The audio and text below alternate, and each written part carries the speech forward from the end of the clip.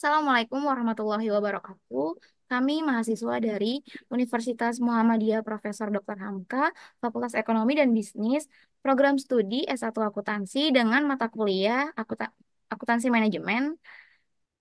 Selanjutnya, kami akan membahas hasil diskusi kami dengan materi yaitu biaya kualitas. Sebelumnya, izinkan saya memperkenalkan diri. Saya Giovanni Putri Susanti dan rekan saya. Adelia Rizky Pertiwi. Dan Muhammad Raihan Rahmatullah. Selanjutnya, akan dipaparkan oleh rekan saya yaitu Adel. Dipersilahkan. Yang pertama, kita harus mengetahui apa itu definisi biaya kualitas.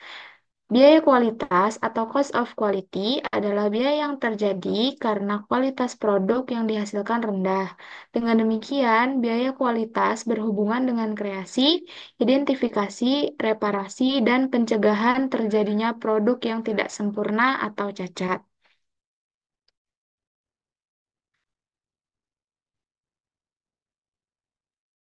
Yang selanjutnya, ada 4 kategori biaya kualitas, yaitu yang pertama biaya pencegahan atau prevention, yaitu biaya yang dikeluarkan untuk mencegah kualitas yang buruk pada produk yang dihasilkan. Yang kedua, ada biaya penilaian atau appraisal cost, yaitu biaya yang dikeluarkan untuk menentukan apakah produk dan jasa telah sesuai dengan persyaratan atau pelanggan. Yang ketiga, ada biaya kegagalan internal atau internal failure cost, yaitu biaya yang dikeluarkan untuk mencegah kualitas yang buruk pada produk yang dihasilkan. Dan yang keempat, ada biaya kegagalan eksternal atau external failure cost, yaitu biaya yang timbul akibat kegagalan produk yang dihasilkan dalam memenuhi persyaratan. Selanjutnya ada aktivitas dalam biaya kualitas. Aktivitas dalam biaya kualitas dapat dibedakan menjadi dua kelompok, yaitu yang pertama, aktivitas pengendalian atau control activity adalah aktivitas yang dilakukan untuk mencegah atau mendeteksi kualitas yang buruk, atau karena kualitas yang buruk mungkin muncul. Aktivitas pengendalian terdiri dari aktivitas pencegahan dan aktivitas penilaian. Biaya pengendalian adalah biaya yang digunakan untuk melakukan aktivitas pengendalian. Aktivitas pengendalian dilaksanakan dengan tujuan untuk meningkatkan kualitas.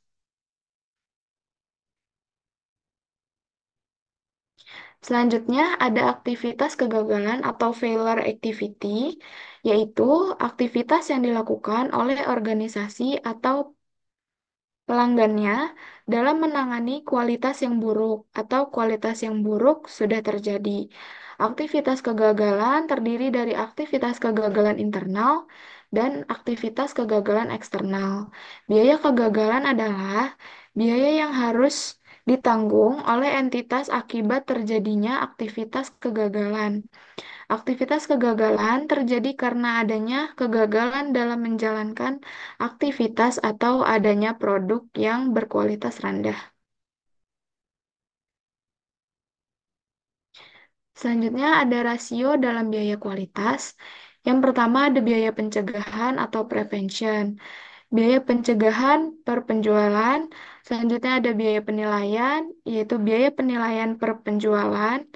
Selanjutnya ada total biaya kualitas, rumusnya ada total biaya kualitas per penjualan. Selanjutnya biaya kegagalan eksternal, rumusnya adalah biaya kegagalan eksternal per penjualan. Dan yang terakhir ada biaya kegagalan internal, yaitu rumusnya biaya kegagalan internal per penjualan. Selanjutnya akan dibahas oleh teman saya, Rehan. Dipersilahkan. Selanjutnya ada metode pengukuran biaya kualitas. Yang pertama ada metode penggali atau multiple method. Metode penggali mengasumsikan bahwa total biaya kegagalan merupakan hasil pengalian dari biaya-biaya kegagalan yang terukur. Total biaya kegagalan sama dengan biaya kegagalan eksternal dikali K. K itu adalah efek pengali. Yang kedua ada metode penelitian pasar.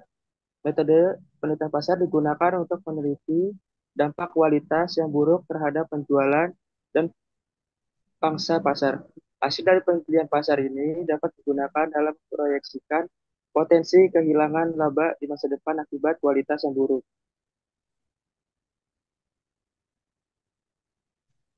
Yang ketiga, selanjutnya ada fungsi kerugian kualitas Teguchi.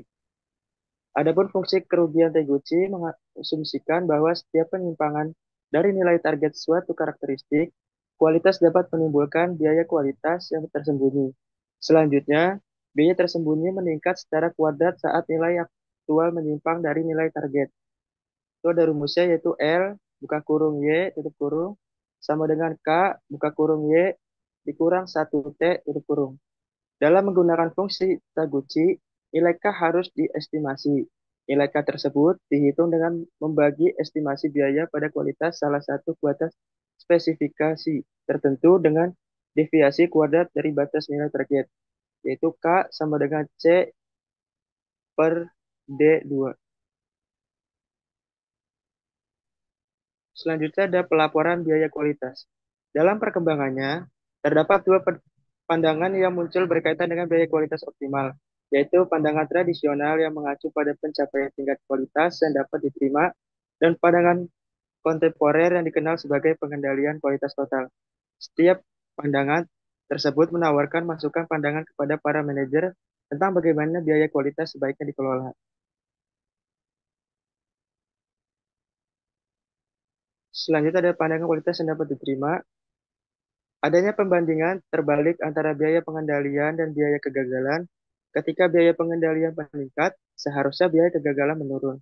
Selama penurunan biaya kegagalan lebih besar daripada kenaikan biaya pengendalian, perusahaan harus terus meningkat usahanya untuk mencegah atau mendeteksi unit-unit yang tidak sesuai. Pada akhirnya, akan dicapai suatu titik di mana kenaikan tambahan biaya dalam upaya tersebut menimbulkan biaya yang lebih besar daripada penurunan biaya kegagalan. Titik ini mewakili tingkat minimum dari total biaya kualitas. Selanjutnya ada pandangan cacat nol. Biaya kegagalan timbul hanya jika suatu produk tidak sesuai dengan spesifikasi dan terdapat perbandingan terbalik optimal antara biaya kegagalan dan biaya pengendalian. Pada tahun 1980-an, model cacat nol lebih disempurnakan dengan model kualitas kokoh atau robust quality model. Ia menentang definisi unit cacat. Menurut pandangan kokoh ini, kerugian terjadi karena diproduksi produk yang menyimpang dari nilai target. Dalam hal ini, semakin jauh penyimpangannya, maka semakin besar pula kerugiannya.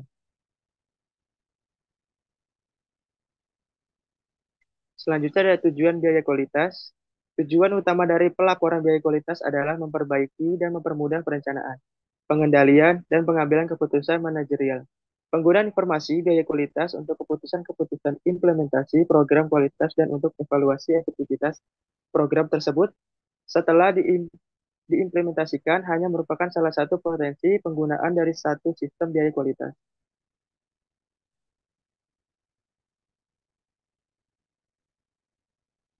Selanjutnya akan dibacakan oleh rekan saya yaitu Giovanni.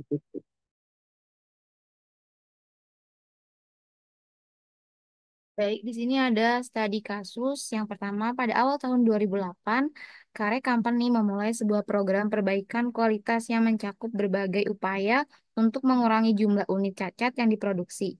Pada akhir tahun, laporan manajer produksi mengungkapkan adanya penurunan sisa bahan baku dan pengerjaan ulang. Direktur utama perusahaan tersebut gembira mendengar jumlah pengerjaan ulang yang menurun sebagai bukti dari adanya perbaikan yang real dalam membuat penilaian berkaitan dengan perbaikan yang dialami oleh perusahaan. Data keuangan tahun berjalan dan tahun sebelumnya dikumpulkan sebagai berikut.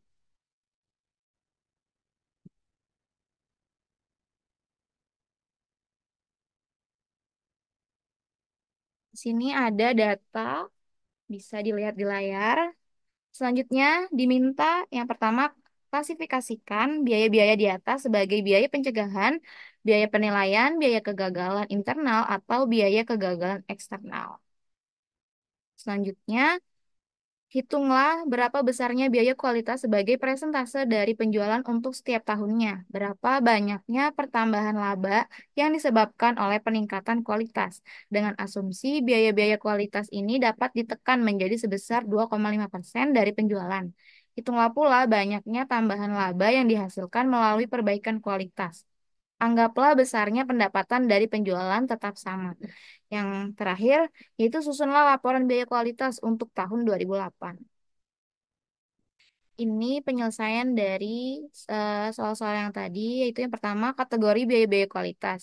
Biaya penilaian yaitu ada biaya pemeriksaan produk dan pemeriksaan bahan baku.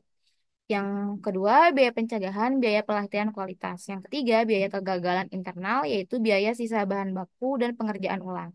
Selanjutnya ada biaya kegagalan eksternal, yaitu biaya garansi produk. Selanjutnya, untuk menjawab soal yang kedua, pada tahun 2007, di mana besarnya total biaya kualitas adalah sebesar 2 juta dolar, besarnya presentase dari penjualan adalah 20%. 2 juta dolar dibagi eh, 10 juta dolar. Adapun pada tahun 2008, di mana besarnya total biaya kualitas adalah sebesar 1.545.000 dolar, besarnya presentasi dari penjualan adalah 15,45%. Itu didapat dari 1.545.000 dolar dibagi dengan 10 juta dolar. Dengan demikian, laba meningkat sebesar 455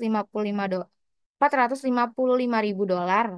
Apabila biaya-biaya kualitas turun menjadi 2,5% dari penjualan, maka dimungkinkan adanya tambahan laba sebesar 1.295 dolar dari 1.545 dolar dikurang 250 dolar.